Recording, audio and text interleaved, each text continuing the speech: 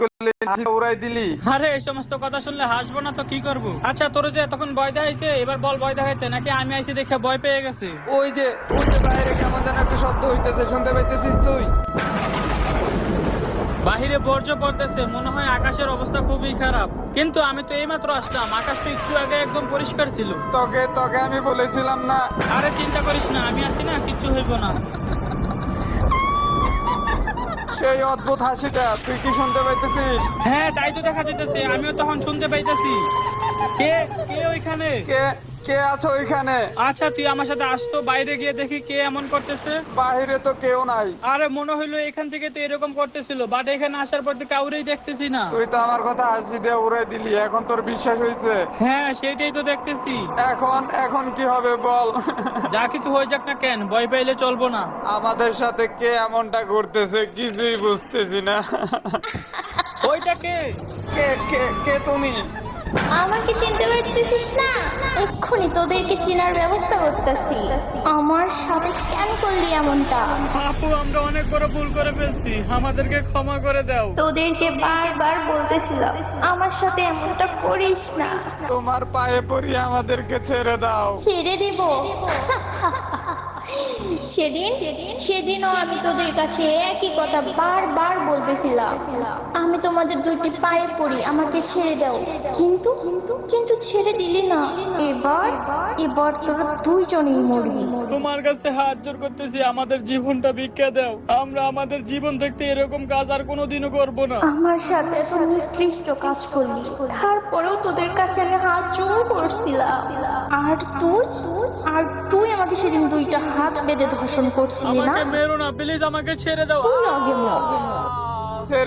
ছেড়ে দাও আমাকে, দয়া করো প্লিজ। এইবার তোর কি হবে? আমার জীবনে কোনো পুরুষ আমাকে স্পর্শ করে নাই, আর তুই আমার জীবনে সর্বপ্রথম এই কাজটি করেছিস। মাফ করে দাও আমাকে, অনেক বড় ভুল করে ফেলেছি আমি। এইবার তুইও মর। আমার আত্মা এখন শান্তি পাইতেছে। দুজনকেই মেরে ফেলেছি। স্যার আসামিগুলোর ফোনের লোকেশন ট্যাগ করা হয়েছে, এই সামনের বাড়িতেই দেখাইতেছে। আচ্ছা রাজা, তাহলে তুমি বাইকে থেকে নামো। স্যার যেভাবে হোক এদেরকে হাতে নাতে ধরতে হবে, কোনোভাবে যেন পালাতে না পারে। পালায় কত দূর যাবে রাজা? এরা মাটির নিচে গেলে ওদেরকে ধরে আনার ব্যবস্থা করব। আচ্ছা স্যার, তাহলে আমি বাসার ভিতরে ঢুকলাম। হ্যাঁ হ্যাঁ চলো।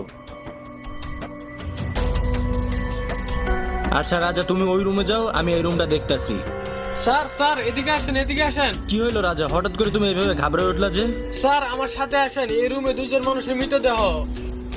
আরে তাই তো, এখানে তো দুইটা মানুষের মৃতদেহ, কিন্তু এদেরকে মারলো কে? স্যার এই লাশগুলো দেখেন, এদের শরীরে প্রচুর খামচির দাগ। হ্যাঁ সেটাই তো দেখা যাইতাছে। স্যার তাহলে কি কোনো জীবজন্তু এদেরকে মেরে ফেললো? আর এই লাশগুলানকে দেখে আমার কাছে কেমন জানি অদ্ভুত লাগতাছে। এর আগেও শত শত লাশ দেখছি, কখনো তো এই রকমের লাশ দেখি নাই। নাকি এই দুইজনে যে মেয়েটাকে দর্শন করে মেরে ফেলছিল, ওই মেয়েটার আত্মা এদেরকে মেরে ফেলছে? সেইটা কিভাবে বলবো রাজা, এমনটাও হইতে পারে। আর যদি এমনটা হয়ে থাকে তাহলে আমি মনে করি সঠিক বিচারটাই হইছে। জানোয়ারের বাচ্চা দুইটা মেয়েটাকে কিভাবে ধর্ষণ করে মারছে। এক কাজ করো রাজা, এই লাশ দুইটাকে পোস্টমর্টমে নেওয়ার ব্যবস্থা করো। Okay sir. এদেরকে কে মারলো এটা রিপোর্ট যদি না পাওয়া যায় তাহলে মনে করবো ওই মেয়েটাই আত্মা হয়ে এদেরকে মেরে ফেলছে। তারপর একটা কাজ করবে, এই কুত্তার বাচ্চা দুইটা লাশ টুকরা টুকরা করে কুত্তা দিয়ে খিলাই দেবা। Okay sir.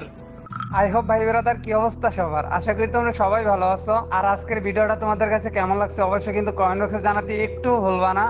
আর গাইস আমি তোমাদেরকে বলি যে আমি দ্রুত ভিডিও দিব, কিন্তু দিতে পারি না কারণ আমার ফোনটা অনেক বাজে। তবে ভাই ব্রাদার, আমার ভিডিও কিন্তু অনেক মানুষ দেখে, কিন্তু কেউ চ্যানেলটা সাবস্ক্রাইব করে না। আমার আর কিছু সাবস্ক্রাইবার হলে 100K একটা ফ্যামিলি পূরণ